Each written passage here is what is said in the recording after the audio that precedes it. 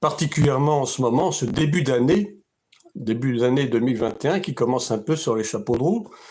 Bon, l'année 2020 a été une année vraiment très, très particulière, vous le savez bien. Il y a eu cette pandémie, on en parlera un petit peu plus en détail tout à l'heure, bien que j'avais pas trop envie d'aborder le sujet, parce que finalement, on parle un peu toujours des mêmes choses. On va parler des vaccins, on va parler de ceci, on va parler de cela, et puis on tourne un petit peu en rond. Mais ce qui m'intéresse un petit peu, c'est de faire peut-être un panorama sur quelques thèmes qui se déroulent actuellement dans l'actualité, et de vous dire un petit peu ma façon de penser, et surtout, parce que c'est ça qui est le plus important, ce que dit la parole de Dieu, ce que dit la Bible au sujet de ce qui se passe, de ce qui s'en vient sur ce monde, parce que n'oublions pas que, a priori, nous sommes des chrétiens et des chrétiennes, et il nous faut toujours, en tout cas le plus possible, examiner les événements à la lumière de ce que Dieu dit. On n'a pas trop intérêt à écouter ce que nous dit le monde, parce que vous savez que le monde, actuellement, le Dieu de ce monde, c'est quoi? C'est la télévision, ce sont les médias, les journaux, les radios, tout ce que vous voulez. Et le monde est prêt à croire tout et n'importe quoi. Mais nous qui sommes tout de même avertis, du moins je le crois, en tout cas pour beaucoup d'entre vous, eh bien, il ne faut pas regarder les choses avec cet œil-là. Mais il faut considérer les choses déjà avec discernement, parce qu'il y a énormément de mensonges, il y a énormément de faux-semblants, il y a énormément de contre-vérités, et il nous faut absolument analyser les choses avec discernement. Et ce discernement, eh bien, c'est la parole de Dieu qui nous le donne.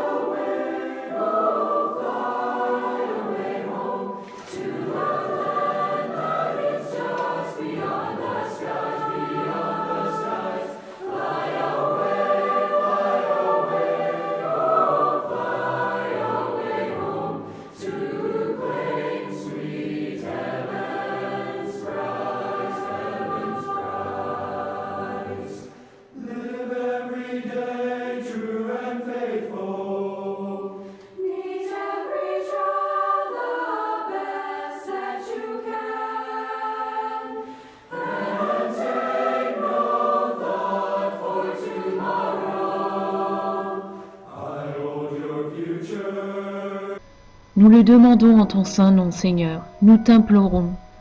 Encore combien de temps, Seigneur? Ô Seigneur, glorifie ton nom. Le Seigneur a répondu. Je l'ai glorifié, et je le glorifierai à nouveau. Et lorsque leur jour viendra, ils se mettront tous à genoux et se prosterneront. Oui, ils pleureront et certainement ils gémiront. Voici, ils seront guéris et relevés, car je suis le Seigneur. Oui, je l'ai fait, et à coup sûr, je le ferai à nouveau. Car j'ai entendu les cris des affligés. Le bruit de leurs pleurs est venu à mes oreilles. Leur souffrance est constamment devant ma face. Elle arrive de tous les coins de la terre. Ils implorent sans cesse, jour et nuit, à la fois ceux qui ont la connaissance dans le bien-aimé et un grand nombre qui doit encore recevoir cette connaissance et amour de la vérité, la révélation de qui je suis, l'acceptation de celui que je leur ai envoyé. Car il est la face de Dieu, celui par qui toutes choses ont été créées, les cieux et la terre, votre Rédempteur, le Saint d'Israël. Ainsi dit le Seigneur, votre Rédempteur, je viens, et je retournerai aussi dans toute ma gloire. Dans le pouvoir de ma force, je briserai les dos des méchants, et dans ma miséricorde, je cacherai les humbles et rassemblerai les innocents. Ils doivent être pris et cachés sous l'ombre de mes ailes. Voici, je ne cesserai de les rassembler, jusqu'à ce que leur nombre soit complet. Je vais poursuivre la récolte, et j'enverrai les anges, et ils monteront et descendront sur le Fils de l'homme, jusqu'à ce qu'il ne reste pas une seule tige de blé, et pas un seul semis de céréales. Tous seront amassés dans le grenier à grains de mon Père. Alors, ils sauront que je suis le Seigneur.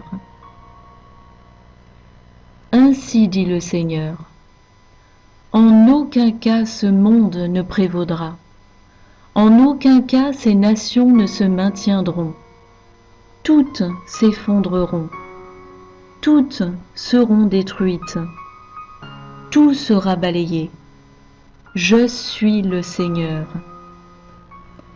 Une seule nation sera laissée, seulement une sera laissée debout, celle-là même qui est la pupille de mes yeux. Oui, je le ferai certainement, et ce sera accompli. Et tous ceux qui ont reçu l'héritage de cette dernière viendront de l'Est et de l'Ouest, et se tiendront avec elle, car ils ont été greffés et demeurent en moi, toujours à ma droite. Tout comme ceux qui m'ont abandonné reviendront également.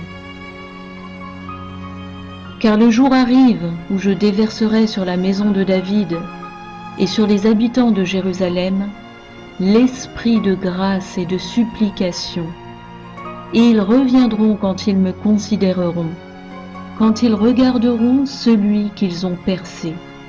Oui, ils se lamenteront et ils seront endeuillés, comme l'un pleurerait sur son fils premier-né. Et comme il est écrit, il y aura un grand deuil parmi toutes les familles qui resteront, chaque famille en elle-même, dit le Seigneur. Mais ne pensez pas que je sauve Israël et ses fils et ses filles pour leur propre bien, car je les sauverai pour l'amour de mon serviteur et la gloire de mon propre nom. Voici, cela résonnera sur la terre entière en ce jour. Voici, ils viendront tous à connaître Dieu, et nombreux sont ceux qui retourneront, même parmi ceux qui m'ont percé et qui ont répandu mon sang, le sang que j'ai versé pour restaurer la vie au monde, la vie sans fin. Par conséquent, réjouissez-vous et ne soyez pas effrayés, dit le Seigneur votre Rédempteur, car je suis avec vous, et je vous délivrerai certainement de ces difficultés et de toute cette folie. Mais il y a des gens de bonne volonté partout. Et il faut que nous prions aussi pour ces gens-là. Il faut que nous prions pour ces médecins, pour ces scientifiques, pour tous ces soignants qui sont des gens de bonne volonté et qui ne veulent qu'une seule chose, c'est aider leurs contemporains. Et s'ils peuvent le faire, c'est aussi grâce à nos prières, c'est aussi grâce à nos intercessions. Il ne faut pas négliger ces gens-là. Qu'ils soient croyants, qu'ils ne soient pas croyants, le problème n'est pas là. Le problème n'est pas là. Le problème, il est qu'il faut que se lèvent des hommes et des femmes de bonne volonté qui disent « ça suffit, ce n'est pas vous qui commandez, ce n'est pas vous qui devez nous dire ce que nous avons à faire, nous avons une liberté, Dieu nous a donné une liberté, il nous a donné un libre arbitre, c'est vrai, il nous a donné aussi le choix de croire et de ne pas croire, il nous a donné aussi le choix d'être sauvé, de ne pas être sauvé. Mais cela nous appartient à nous. Mais nous ne pouvons pas tolérer que des gens puissent penser à notre place. C'est absolument inadmissible. Et je continuerai ce combat tant que Dieu me prêtera vie. Je ne sais pas pour combien de temps encore, j'espère, mais je continuerai ce combat. Je sais qu'il y a très peu de pasteurs qui font ça. Je me suis déjà attiré les foudres de certains de mes collègues qui disent « Oh, mais de quoi tu te mêles? Il vaut mieux prêcher la parole de Dieu. » Oui, mais ça, je suis désolé, ça fait partie du devoir d'un serviteur de Dieu d'avertir le monde, d'avertir ses contemporains pour qu'eux-mêmes puissent avertir d'autres. Et ça fait boule de neige. J'avertis, et puis mon voisin, ma famille, ma mère, mes frères, mes sœurs peuvent avertir d'autres. Et entre frères et sœurs chrétiens, nous sommes là pour nous entraider, pour nous soutenir dans ces moments difficiles. Il y en a qui supportent très mal cela, je l'ai dit tout à l'heure. Il y en a qui ont du mal à accepter cette chose. Il y en a qui le vivent vraiment très mal.